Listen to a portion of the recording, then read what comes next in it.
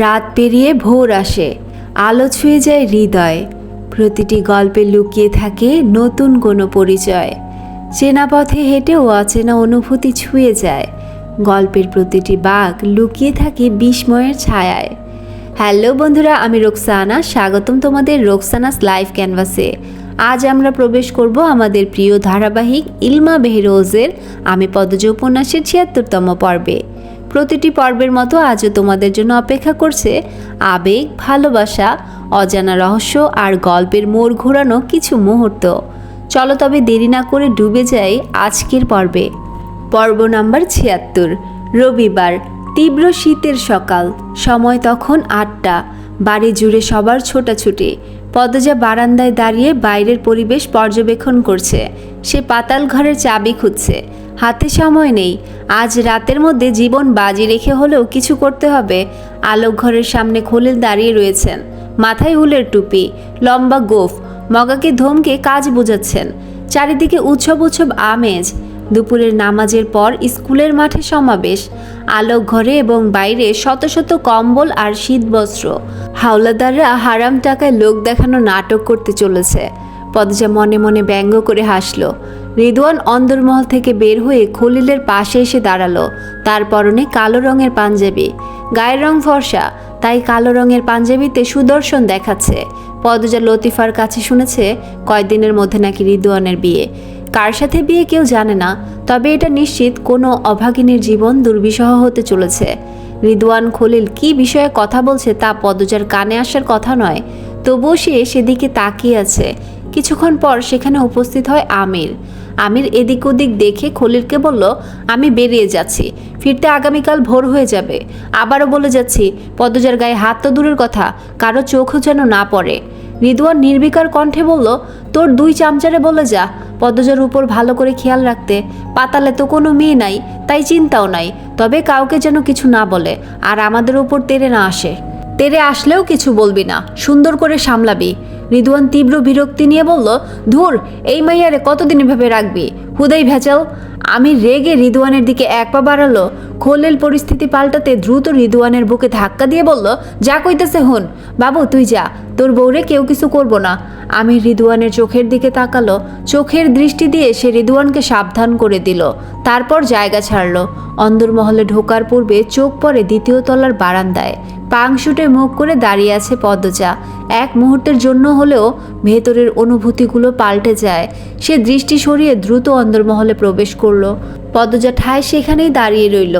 আমির ঘরে এসে shirt jacket খুলে গোসলখানায় ঢুকে। তাকে ঢাকা যেতে হবে, হাতে সময় আছে, তবুও সে আজই মেয়েগুলোকে সরিয়ে দিচ্ছে।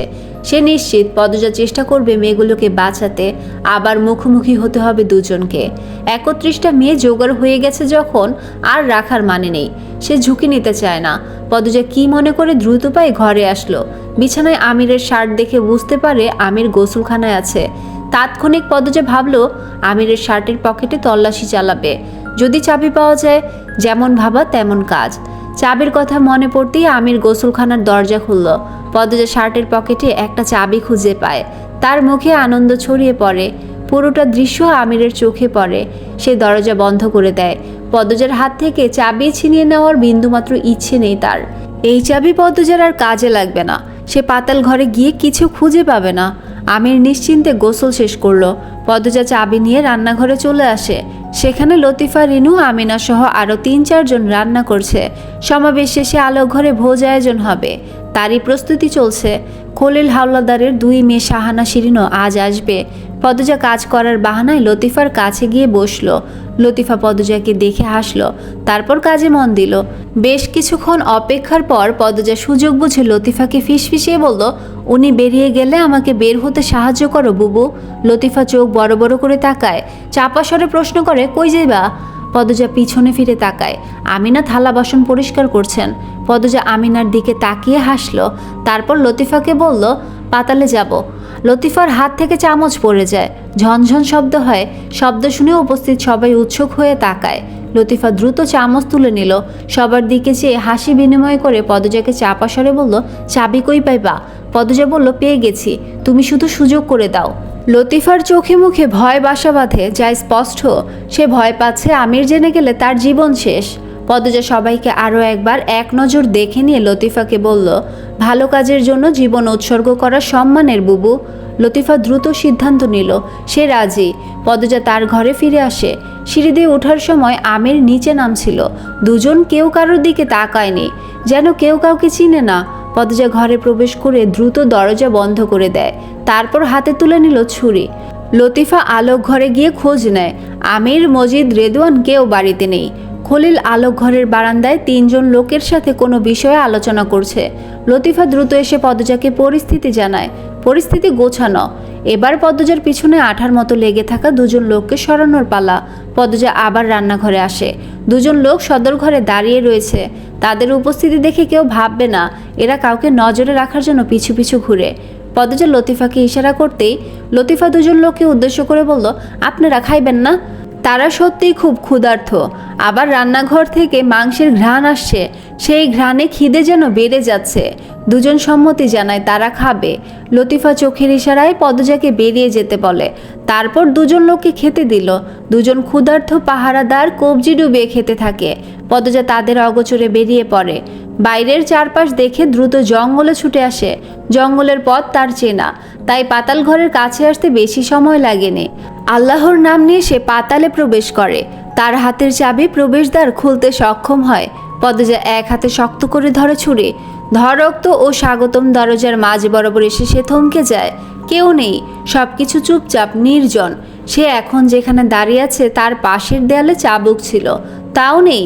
পদ্মজা থম মেরে কতক্ষণ দাঁড়িয়ে রইল। মেয়েগুলো আছে তো? প্রশ্নটা মাথায় আসতেই পদ্মজার বুকে ধরাস করে কিছু যেন পড়ে।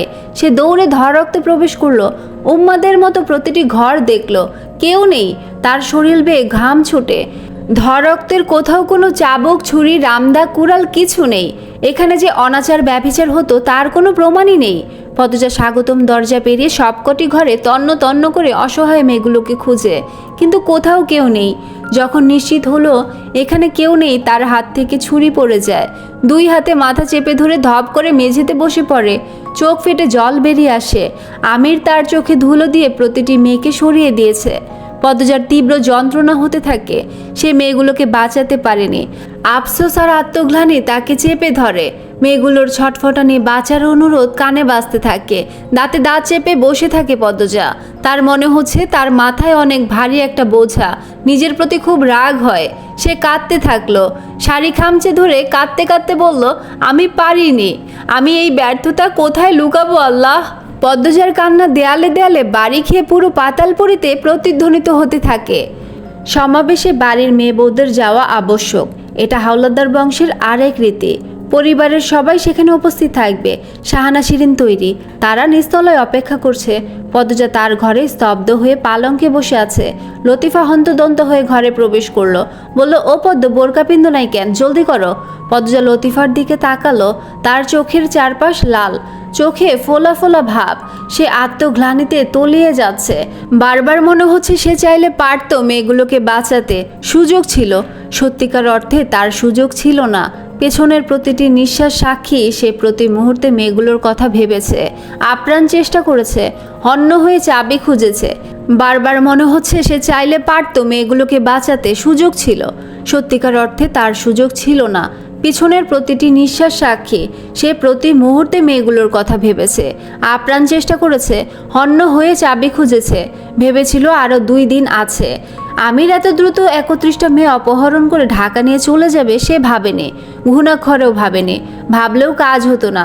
কিন্তু এসব কিছুই পদ্মজার মাথায় আসছে না। সে সমান তালে নিজেকে দোষী ভেবে যাচ্ছে। মানসিক যন্ত্রণায় হারিয়ে যাচ্ছে অন্য জগতে। রিদওয়ান ঘরে এসে উঁচু গলায় বলল, কি হলো পদ্মজা, এখনো তৈরি হওনি কেন? আমাদের তো বের হতে হবে। পদ্মজার আচমকা মনে হলো আমির মেয়েগুলোকে আজ রাতটা গোডাউনে অথবা অফিসে রাখতে পারে, আর নয়তো বাসায়। এর মধ্যে যদি কিছু করা যায়। কিন্তু কার সাহায্য নিবে সে? এখানে ঢাকার কে আছে? সেকেন্ড 3 ভাবার পর তার মাথায় লিখনের নাম আসে। লিখন চাইলে আমিরকে থামাতে পারবে, অবশ্যই পারবে। এতে আমিরের সম্পর্কে সব জেনে যাবে লিখন, বলি হবে আমির। এটা ভাবতে পদ্মজার কষ্ট হয়। সে ঢোক গিলে নিজের আবেগ অনুভূতি সামলায়।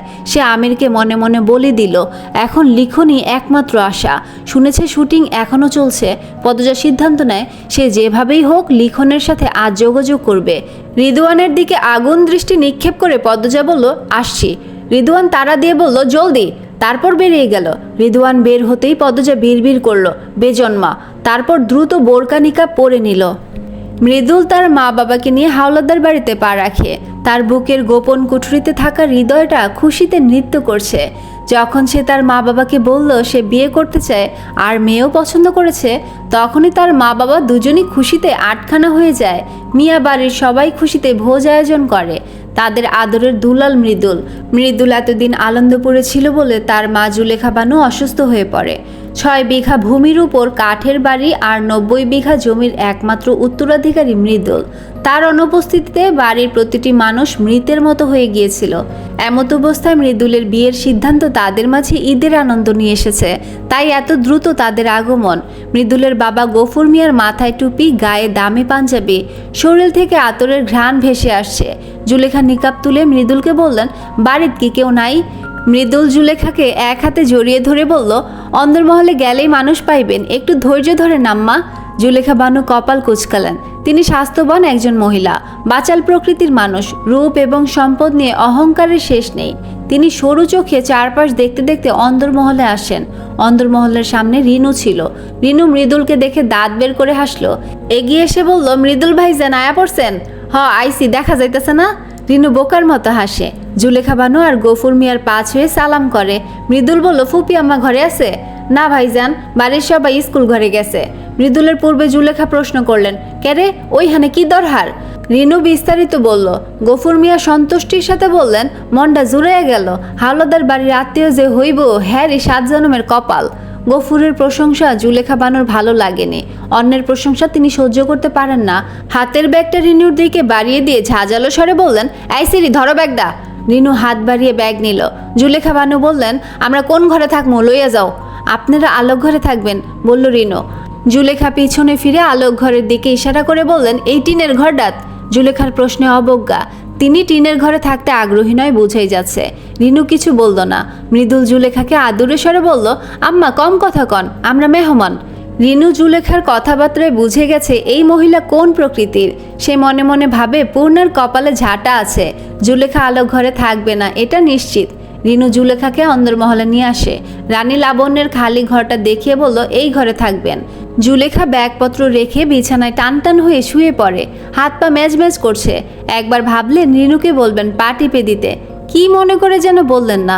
মৃদুল গফুর মিয়াকে বলল, আব্বা আমি গোসল কইরা খাওয়া দাওয়া কইরা স্কুল ঘরে যাইতেছি, আপনি যাইবেন? যামো, মহৎ কাজ নিজের চোখে দেখাও ভাগ্যের বাপ। মৃদুল জুলেখার উদ্দেশ্যে বলল, আম্মা আপনি যাইবেন? জুলেখা ক্লান্ত। তিনি মিনমিনিয়ে বললেন, না আব্বা আমি যাবো না। মৃদুল ব্যাগ থেকে লুঙ্গি গামছা বের করলো। জুলেখা উঠে বসেন। রিনুকে ডেকে বললেন, এই সিরি কলটা কোন দিকে, আমার দেখাইয়া দাও। জুলেখা আদেশ করলো নাকি হুমকি দিল রিনু বুঝতে পারছে না। সে চুপচাপ জুলেখাকে নিয়ে কল পারে গেল। লতিফা থাকলে ভালো হতো। নতুন কোনো মেহমান এসে তেড়িবেড়ি করলে লতিফা শায়েস্তা করতে পারে।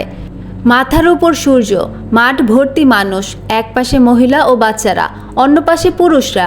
শৃঙ্খলা বজায় রেখেছে রিদওয়ান। উপর থেকে দেখলে রিদওয়ান একজন মহৎ, ভদ্র, শান্ত ব্যক্তি, যাকে সবসময় দেখা যায় না।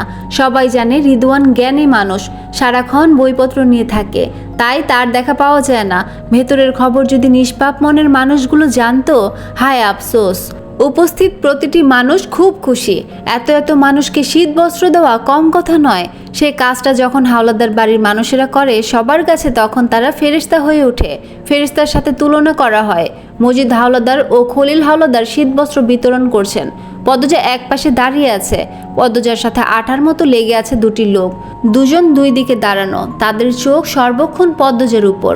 পদ্মজার চোখ দুটি লিখনকে খুঁজছে। লিখন এখানে আসবে নাকি সে জানে না, তবে প্রার্থনা করছে সে যেন আসে। আজ তার উপস্থিতি অনেকগুলো মেয়েকে বাঁচাতে পারে। লিখন নিঃসন্দেহে একজন ভালো মানুষ। সবকিছু শোনার পর সে কোনো ব্যবস্থা অবশ্যই নেবে। লিখন ভিড় ঠেলে প্রান্তর পাশে এসে দাঁড়ালো। প্রান্ত লিখনকে দেখে অবাক হলো, তারপর হেসে কর্মরোদন করলো। বলল, কেমন আছেন ভাইয়া? ভালো, তুমি কেমন আছো? ভালো ভাইয়া। পূর্ণপ্রেমা আসেনি? আসছে, ওদিকে আছে। প্রান্ত স্কুলের ডান দিকে ইশারা করে বলল। ত্রিধা লিখনকে প্রশ্ন করলো, কে ও? লিখন চাপা স্বরে বলল, পদ্মজার ভাই। ত্রিধা তাৎক্ষণিক প্রান্তকে প্রশ্ন করলো, তোমার পদ্মজা আপা কোথায়? প্রান্ত সোজা আঙুল তাক করে বলল, ওই যে। ত্রিধা চোখ দুটো ছোট ছোট করে সেদিকে তাকায়। প্রান্তকে আবার প্রশ্ন করে, সবার তো মুখ ঢাকা, পদ্মজাকে? প্রান্তের আগে লিখন বলল, লম্বা মেয়েটা। ত্রিধা আর চোখে লিখনের দিকে তাকালো, বলল, মুখ না দেখে চিনলে কি করে? জানি না, মনে হলো। প্রান্ত ঠিক বলেছি? প্রান্ত হেসে সম্মতিসূচক মাথা নাড়ালো। ত্রিধার খুব মন খারাপ হয়। প্রান্ত বলল, ভাইয়া আপা আপনাকে খুঁজছিল। কোন আপা? পদ্মজা আপা। মুহূর্তে লিখনের কি হয়ে যায় সে নিজেও জানে না। তার বুকে অপ্রতিরোধ্য তুফান শুরু হয়। পদ্মজা তাকে খুঁজছে, এ যে অসম্ভব। লিখন চকিতে পদ্মজার দিকে তাকালো। পদ্মজার মুখ দেখা যাচ্ছে না, হাত পা ঢাকা। তবুও মনে হচ্ছে সে পদ্মজাকে দেখতে পাচ্ছে। 6 বছর পূর্বে পদ্মজাকে যে রূপে প্রথম দেখেছিল সে দৃশ্য ভেসে ওঠে। তাদের প্রথম কথা, টমেটো আছে নাকি জিজ্ঞাসা করা, কত সুন্দর সেই মুহূর্ত। লিখন পদ্মজার কাছে যাওয়ার জন্য পা বাড়ালো। লিখনের চোখে মুখে আনন্দ স্পষ্ট। পদ্মজা খুঁজছে শুনে এতে আনন্দিত হয়েছে মানুষটা। ব্যাপারটা ত্রিধাকে কষ্ট দিচ্ছে। তার বুকে চিনচিন ব্যথা শুরু হয়। শাহানার অনেকক্ষণ ধরে মাথা ঘুরাচ্ছে। সে বেশি মানুষের মাঝে থাকতে পারে না, শরীর দুর্বল লাগছে। পদ্মজার এক হাত ধরে দুর্বল কণ্ঠে বলল, পদ্ম আমার মাথা ঘুরাইতেছে। পদ্মজা বিচলিত হয়ে বলল, বেশি খারাপ লাগছে? শাহানার চোখ বুঝে আসছে। সে অনেক কষ্টে বলল, মাথাত পানি দাও আমার, দাও বোন দাও। স্কুলের পেছনে ঝোপঝাড় আর মাদানী নদী আছে, একটা ঘাটও আছে, পানির ব্যবস্থা আছে। পদ্মজা শাহানার এক হাত শক্ত করে ধরে ঘাটে নিয়ে আসে। দুজন লোকও সাথে সাথে যায়। শাহানা নিকাব খোলার আগে দুজন লোককে উদ্দেশ্য করে বলল, এই তোমরা আইসো কে রে? নিকাব খুললা পানি দিমু মাথাত, যাও তোমরা। দুজন লোক নিজেদের মধ্যে পরামর্শ করে চলে যায়। এদিকে কেউ নেই, কেউ আসতে চাইলেও তাদের সামনে দিয়ে আসতে হবে, তাই ভয় নেই। শাহানা নিকাব খুলে মাথায় পানি দিল, আর পদ্মজা 2 হাতে পানি নিয়ে শাহানার মাথায় ঢালে। কিছুক্ষণ পানি দেওয়ার পর শাহানা সুস্থ বোধ করে। বিশ্রাম নেওয়ার জন্য সে একটু দূরে একটা গাছের গোড়ায় বসলো। পদ্মজা চারপাশ দেখে নিজের নিকাব খুলল। চোখ দুটো জ্বলছে, পানি দেওয়া প্রয়োজন। পদ্মজা যেখানে ছিল সেখানে নেই। লিখন চারপাশে চোখ বুলেও পদ্মজার দেখা পেল না। এখানে আস্তে আস্তে কোথায় চলে গেল? ত্রিধাও খুঁজল। স্কুলে একবার শুটিং হয়েছিল, তাই লিখন জানে স্কুল ঘরের পিছনে একটা ঘাট আছে। পদ্মজা সেখানে থাকতে পারে ভেবে সেদিকে গেল লিখন। দুজন লোক নিজেদের মধ্যে কথা বলতে বলতে তার পাশ কেটে ভিড়ের দিকে যায়। লিখন ঘাটে এসে থামে। কারো উপস্থিতি টের পেয়ে শাহানা পিছন ফিরে তাকায়, আবার চোখ সরিয়েও নেয়। পদ্মজা মুখ ধুয়ে পিছনে ফিরতেই দূরে লিখনকে দাঁড়িয়ে থাকতে দেখলো। পদ্মজার গলার দুটো গাঢ় কালো খয়েরি দাগ, মুখের ক্ষত, চোখে মুখের অবস্থা দিনের আলোর মতো লিখনের চোখের সামনে ভেসে ওঠে। শাহানা পদ্মজার এমন অবস্থা দেখে চমকে যায়। সে শ্বশুর বাড়ি থেকে বাপের বাড়ি এসেই সমাবেশে চলে এসেছে। পদ্মজার সাথে নিকাব পরা অবস্থায় কথা হয়েছে, তাই পদ্মজার এই অবস্থা সে দেখেনি। লিখনের কথা হারিয়ে যায়, বাকহারা হয়ে পড়ে। একেই বোধহয় বলে পৃথিবী থমকে যাওয়া। পদ্মজা দ্রুত নিকাব পরে নিল। এই ছিল আমি পদ্মজা উপন্যাসের ৭৬তম পর্ব। গল্পের প্রতিটি বাঁকে তোমরা যে ভালোবাসা আর আগ্রহ নিয়ে সাথে থাকো, সেটাই এই যাত্রার সবচেয়ে বড় প্রাপ্তি। তোমাদের প্রতিটি মন্তব্য, প্রতিটি শেয়ার, প্রতিটি লাইক আমাকে পরবর্তী পর্বের জন্য শক্তি দেয়। আমাদের গল্প এখানে থেমে নেই, সামনে আছে আরও নতুন অধ্যায়, নতুন রহস্য আর অজানা আবেগের জগৎ। তাই সাথে থেকো, দেখা হবে ইনশাআল্লাহ আগামী পর্বে। ততক্ষণ পর্যন্ত ভালো থেকো, সুস্থ থেকো আর গল্পের সাথে মনের ভেতরটা রাঙিয়ে রাখো। আল্লাহ হাফেজ।